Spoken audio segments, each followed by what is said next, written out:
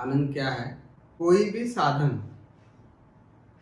साधन यानी आप समझ रहे हैं, या कोई भी वस्तु या किसी व्यक्ति के कारण या किसी परिस्थिति के कारण अगर हमारे मन में, हमारे हृदय में अगर खुशियां बढ़ रही है, इस आनंद की मैं बात नहीं कर रहा हूं, क्योंकि यह आनंद आपने खरीद लिया है।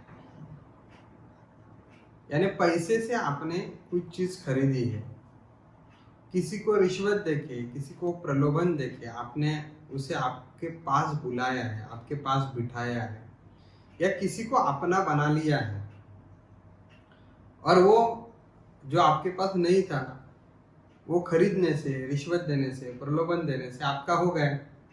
कुछ समय के लिए क्यों ना हो, लेकिन वो आपका हो गया। ये होने से भी हमें खुशी होती है। इस आनंद की मैं बात नहीं कर रहा हूं। ये आनंद की पहली व्याख्या, ये आनंद की पहली भूमिका। यानी कोई भी बाहरी चीज, कोई वस्तु, कोई व्यक्ति, कोई धन, कोई पद, या किसी जगह पे पहुंच जाने से, यानी बाहर की चीज हमें मिलने से अगर हमें खुशी हो रही है तो वह वास्तविक आनंद नहीं, वो टेम्पररी खुशी है। और उसे आनंद कहना ही नहीं चाहिए। उसको आप कह सकते हो कि वह आपका स्वार्थ है, स्वार्थ पूरा हुआ। और स्वार्थ के कारण आप एक भ्रम में चले गए कि आपको इस बात का भ्रम पैदा हो गया कि अब यह मेरा है, और देखो जैसे मुझे चाहिए था वैसे ही हुआ ना।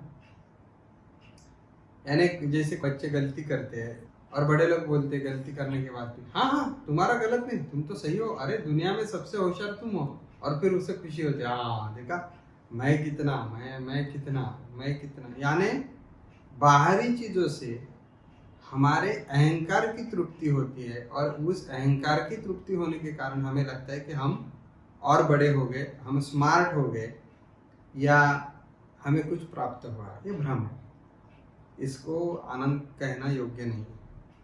और फिर यह भ्रम क्या करता है, और मांग करता है कि अभी मुझे 2000 रुपये मिले हैं, या मुझे अभी इस व्यक्ति ने ऐसा अप्रिशिएशन किया है, तो मैं नेक्स्ट टाइम आने वाले समय में मैं इस खुशी की बात और ये कैसे बढ़े जाए, मुझे 2000 से 5000 कैसे मिले हैं, मुझे अगर 2 लोगों ने अप्रिशिएट किया है तो मुझे और 10 लोग कैसे अप्रिशिएट करेंगे, मैं सबको कैसे अच्छा लग जाऊं, सब लोग कैसे मेरी बात सुने या वो कैसे सहमत हो जाए।